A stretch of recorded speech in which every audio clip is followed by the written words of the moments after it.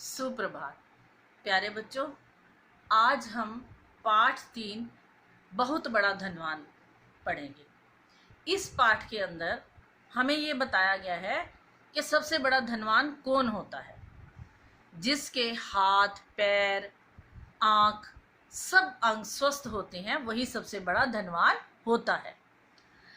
और जिसके पास दौलत नहीं होती, दौलत का अभाव होता है, वह व्यक्ति कभी भी गरीब नहीं होता। सबसे बड़ा धनवान वही है जिसके पास उसके सारे शरीर के अंग ठीक होते हैं। इस कहानी के अंदर एक छोटे से बच्चे ने किस प्रकार से ये बात समझी, आज हम इस कहानी में पढ़ेंगे। 13वीं शताब्दी की बात है बच्चों। शताब्दी का अर्थ है 100 वर्षों का समूह, मतलब सेंचुरी। 13वीं शताब्दी की बात है। ईरान के शिराज नगर में एक सादी नाम का लड़का रहता था। सादी के पिता की मृत्यु हो गई थी और मृत्यु के बाद उसकी माँ ने ही उसका पालन पोषण किया था। उस दिन रमज़ान का दिन था, तो सब लोग बड़े खुश थे। सबकी निगाहें आकाश में चांद को देखने के लिए लगी हुई थी। बच्चों, निगाहों का मतलब है दृष्टि, मतलब हमारी नज़र।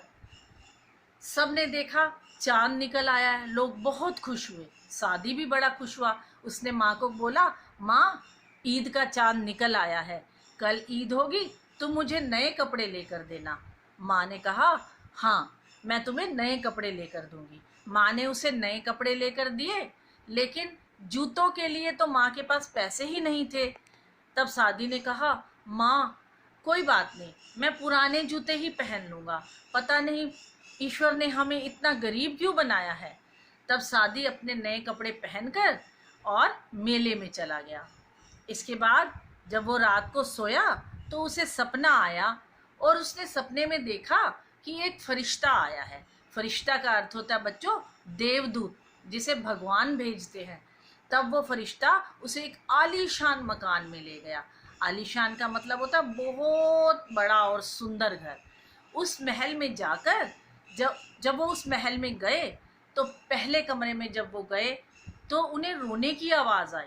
वहाँ से एक आदमी रो रहा था और कह रहा था, हे खुदा, तुम मुझे आँखों की रोशनी दे दो, उसके बदले चाहे मेरा सब कुछ ले लो। उसके बाद वो दूसरे कमरे में गए।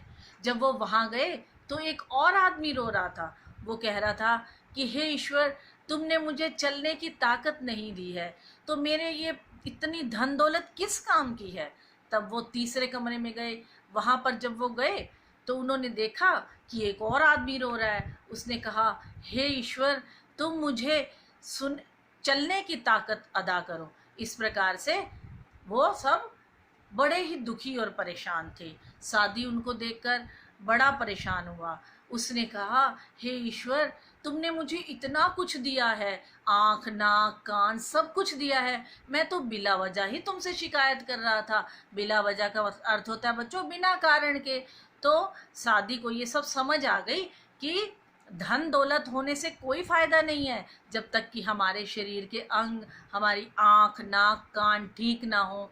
इस प्रकार जब सादी सुबह उठा, उसने अपनी माँ से सारी बात कही और उसने माँ से कहा कि आज के बाद मैं कभी अपनी गरीबी के लिए ईश्वर को शिकायत नहीं करूँगा, क्योंकि मुझे समझ आ गई है कि हमारे शरीर के जो अंग हैं वही सबसे बड़ी अमीरी है, और गरीब तो वो लोग होते हैं जो चल नहीं सकते, देख नहीं सकते, वो सबसे बड़े गरीब होते हैं। इस प्रकार सादी को सारी बात समझ में आ गई। यही सादी बड़ा होकर शेख सादी नाम से प्रसिद्ध हुआ और फारसी भाषा का एक महान साहित्यकार बना।